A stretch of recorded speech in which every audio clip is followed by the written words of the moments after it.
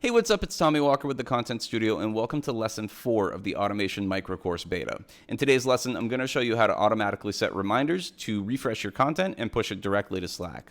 Just a little bit of context. Best practices for content marketing is to refresh your content every so often to make sure the information is still up to date. So, for example, you might have 20 best social media tools of 2019. Let's say that does really well, but in 2021 that might not be completely relevant. So you want to have a reminder to refresh that. Or say you have a piece that does really well, but the research that you put in there is 2 or 3 years old.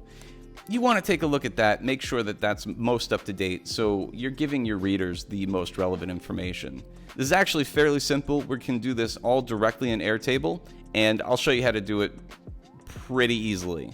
So without any further ado, let's get right into it. Now, just as a reminder, I am using the Pro version of Airtable. However, this one can actually be done all the way down at the free level, so you shouldn't have to worry about that if you're not operating on the Pro level. This can be done for anybody. What I'm looking at right here is the published view that I've created, which is at the very end of the standard editorial process. And you can see here we have the publish date, the topic, the title, the meta description, and the published URL. Now, one of the things I like to do is to have the admin URL right here. So when I click on this, it will bring me directly to the article, and I can just edit directly from there. What we're going to need to do here is two things. One, we're going to want to copy this view. So we'll just click over here. We'll right click. We'll click duplicate view. We'll change this to say revisit and revise. We'll give this a calendar emoji. Let's make this capital just to be consistent. The next thing I'm going to want to do is add a new section. I can go down here, it says create a section. The reason I'm doing it as its own section is that it is operating a little bit differently than your status-based views, so we're going to treat it just a little bit differently. The next thing we're going to do is go over here and we're going to create a new field, and we're also going to call that one revisit and revise. And we're going to make this a date field. Okay? And let's say this piece, just for demonstrative purposes, we're going to revisit and revise this in July. The next thing that's going to happen is we're going to change the filter. So where status is published, we're going to get rid of that.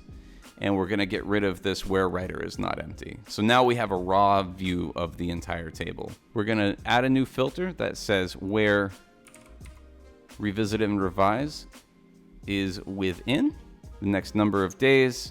And we'll say within 60 days, so you have up to 2 months to revisit the piece. So now, all you're going to see here are articles that are within 60 days of the revisit and revise date that you're likely going to be setting when you're in the publishing process. So we already know straight out when we're going to revisit this. That's all we need right here, right? That's everything. We're going to have the revisit and revise. This is a whole new area where we're going to see only the things that need refreshing that come up soon. Next, and this is the final step, we're going to create a new automation over here. We're going to create new automation. We're going to call this one revisit and revise. And we'll create a trigger that says when a record enters a view. We're going to select the table, all publishing properties. We're going to select the view, which is revisit and revise, where we put this already. And we're going to run a test. Action is going to be Slack. We're going to send a message. In this case, we're going to do Slack account 2, which is our automation micro course. And we'll send this to Tommy Walker. And you can send this to whichever editor that is responsible for your refreshes and say, hey, there's an article ready for you to revise. You can find it, and then we'll use the Slack markup process, and we'll say we'll enter the URL of the draft, called the draft URL. We'll add a pipe so we can have the anchor text within Slack here, and we'll say here you can go directly to the CMS and we'll go over to that field that we looked at before. We'll say the admin URL, add the pipe. Here, close that off. We're gonna run the test. We have links to go right here, and we can go straight to the CMS from Slack.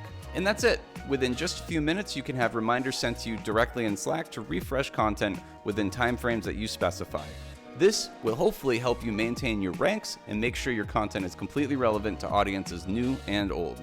Thank you so much, and I hope you have a great day.